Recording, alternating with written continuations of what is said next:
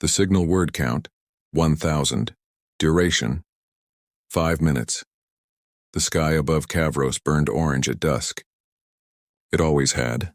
For 300 cycles, the Thanari people watched that same gentle sunset paint their world in warmth. They built cities of glass and stone that sang in the wind. They carved poetry into cliffsides and grew gardens that bloomed in impossible colors. The Thanari were artists, dreamers, builders of beauty. They were not warriors. Commander Velnus stood on the observation deck of the Planetary Defense Station, her 4 arms folded across her chest as she gazed down at her homeworld. Kavros was small compared to the Empire worlds, just 8 million souls scattered across 2 continents. But it was theirs. Every flower, every song, every child's laugh belonged to them. She checked the scanners again. Nothing. The void remained silent, but Velnus couldn't shake the unease crawling beneath her silver skin. 3 days ago, the outer relay stations had gone dark, one by one like candles snuffed by an unseen hand. The Galactic Council claimed it was interference from a solar storm. She didn't believe them. The Council never cared about fringe colonies like Kavros. "Commander!" A voice crackled through her communicator. It was Jeth, her second. His voice was tight. "We're picking up something. Multiple contacts. They just dropped out of hyperspace at the edge of the system." Velnus's heart sank. "How many?" A pause. "Too long. 37 warships, Commander. Craft Dominion signatures."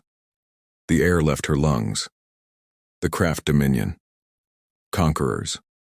Slavers. A brutal empire that swept through weaker systems like a plague, stripping worlds of resources and leaving ash in their wake. They didn't negotiate. They didn't warn. They just took, and they were here. "Sound the alarm," Velnus said, her voice steady despite the terror clawing at her throat. "Evacuate the cities. Get everyone into the shelters now." She watched through the viewport as the distant stars began to move. 37 gleaming shapes, each one bristling with weapons, descended toward Kavros like falling stars. The first missile struck the northern continent 12 minutes later. The Thanari fought. They had 6 defense ships, old models, barely armed, designed for asteroid patrol and pirate deterrence. They launched anyway. Pilots who had never fired a weapon in anger now hurled themselves at an armada, knowing they would die but hoping they might buy their families even a few more minutes. Velnus watched them fall. One by one, the brave lights on her screen blinked out. "Send the distress signal," she ordered. "All frequencies. Galactic Council, anyone who can hear us. Tell them we're under attack. Tell them we need help." Jeth's claws moved across the console. "Signal sent, Commander." Repeating on all channels, the bombardment intensified. Cities that had stood for centuries crumbled in seconds. The Craft Dominion didn't land troops. They didn't need to. They simply erased population centers from orbit, methodical and merciless. Velnus stood at her post even as the station shook around her. Even as alarms screamed and systems failed. She kept her eyes on the communication array, watching the distress signal pulse out into the void. Someone had to hear them. Someone. The Galactic Council's response came 20 minutes later. A cold, automated message. "Your request for military aid has been received and is under review. Estimated response time. 14 standard cycles, 14 cycles. 2 weeks, they'd all be dead by morning." Velnus closed her eyes. Around her, her crew worked frantically, trying to coordinate the evacuation, trying to save whoever they could. Children huddled in underground shelters, crying for parents who would never come. Elders whispered prayers to gods who seemed very far away. The Craft Dominion tightened their grip. Their ships spread across the sky like a metal shroud, and then, "Commander!" Jeth's voice cut through the chaos. "We're receiving a response. Not from the Council, from I don't know where. The signal signature is strange. It's old." Velnus opened her eyes. "What does it say?" Jeth's hands trembled as he read the message. "It says, 'Message received. Hold on. We're coming. Who sent it?'" Jeth looked up at her, confusion and something like hope warring in his eyes. "The signature says, 'Earth.' I've never heard of it." Neither had Velnus, but for the first time since the bombardment began, she felt something other than despair. 3,000 light-years away, Admiral Marcus Chen stood on the bridge of the UNSC Retribution, staring at the translated distress call playing on repeat. The message was simple, desperate. A small colony under attack. No military, no weapons, Just people begging the universe for mercy. The rest of the galaxy had ignored them. Humanity wouldn't. How long to get there? Chen asked. 17 hours, sir, if we push the drives to maximum. Chen's jaw tightened. 17 hours, too long. But it was all they had. Sound general quarters, he said quietly. Wake the fleet. All of it, his XO hesitated. Sir, this isn't our fight. The colony isn't even in our sector. The Galactic Council has protocols. I don't give a damn about their protocols, Chen said, his voice like iron. Someone asked for help and we heard them. That makes it our fight. He turned to face the crew. Send a message back to Kavros. Tell them Earth is coming. Tell them to hold on just a little longer. Around him, the bridge erupted into activity. Across human space, warships powered up.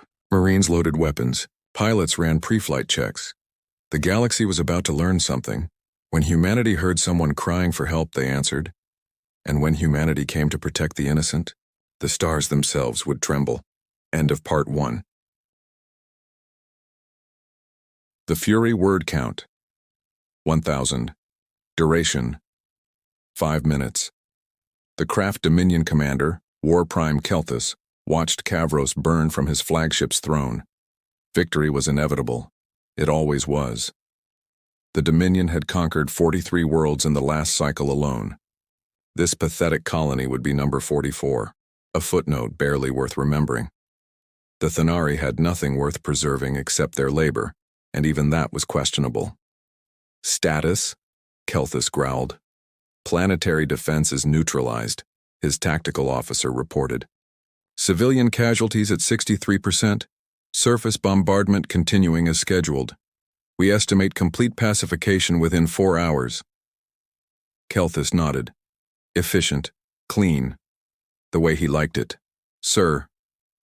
The communications officer's voice was uncertain. We're detecting new hyperspace signatures, multiple contacts inbound. Kelthus barely glanced at the display. Council peacekeepers? Unknown, sir. The signatures don't match any known galactic species. They're different. How many? 78 warships, and they're coming in fast. Kelthus felt the first stirring of unease. 78 ships was nearly twice his force. And that speed, no galactic vessel moved like that. Battle stations, he ordered. Redirect half the fleet to intercept. Find out who they are. The answer came 30 seconds later, broadcast across every frequency in simple galactic standard. This is Admiral Marcus Chen of the United Nations Space Command. You are attacking a civilian population. Power down your weapons and withdraw immediately, or we will remove you by force. United Nations, Earth? Kelthus searched his memory banks and found nothing. Some primitive backwater, probably. Likely didn't even realize who they were threatening. Reply, Kelthus said. Tell them this is Dominion territory. They are interfering with internal operations. They have 30 seconds to leave before we destroy them. Silence answered him. Then the humans opened fire. Kelthus had fought in 100 battles. He'd seen Dominion warships tear through fleets twice their size. He knew what combat looked like. This wasn't combat. This was slaughter. The human ships tore through his formation like knives through flesh. They moved with impossible precision, their weapons striking with surgical accuracy. Dominion cruisers that had survived decades of warfare exploded in seconds. Shields that should have held against concentrated fire simply didn't. What are they using? Kelthus roared. Unknown weapons, sir. Some kind of kinetic accelerators, faster than anything in our database. And their targeting systems, they're hitting critical points every time. They know our ships, because humanity had been watching, learning, preparing. For 50 years, Earth had listened to the galaxy's transmissions in silence.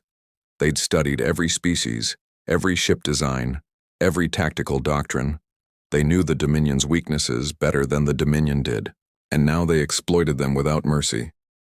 Kelthus watched his fleet die, ship after ship, each one consumed by silent explosions that lit the void like dying stars.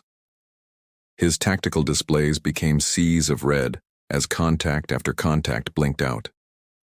All ships fall back, he ordered. Regroup at...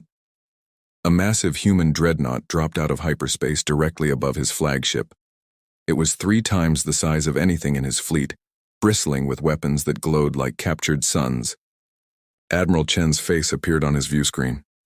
The human looked old, weathered with gray at his temples and eyes cold as winter. You were told to withdraw, Chen said quietly. You chose violence. Now you'll learn what happens when humans protect the innocent. Kelthus opened his mouth to respond. The dreadnought fired. On Kavros, Velnus watched the sky change. The Dominion ships, the ones that had rained death on her people for hours, were fleeing, or trying to. The strange new vessels pursued them, like avenging angels tearing through their ranks with ruthless efficiency. Commander, Jeth whispered. What are they? Velnus didn't know.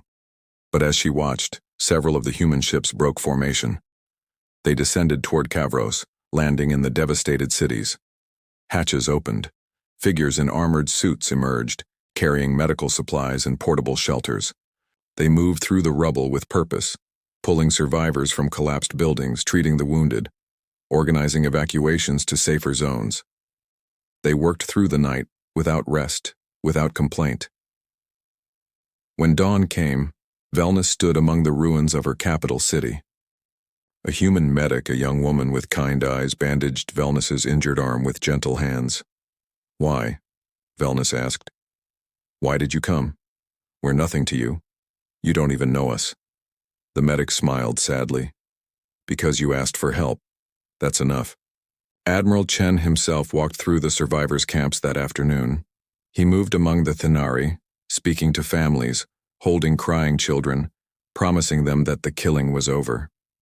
When he finally met Velnus, she had only one question. What do you want from us? Chen looked at her with those cold, weathered eyes. Want? We want nothing. We came because it was right. Because someone had to. The Galactic Council. Failed you, Chen said flatly. They left you to die. We won't. Humanity will help you rebuild. We'll station defense platforms in orbit. We'll train your people to protect themselves. And if anyone ever threatens Kavros again, his expression hardened.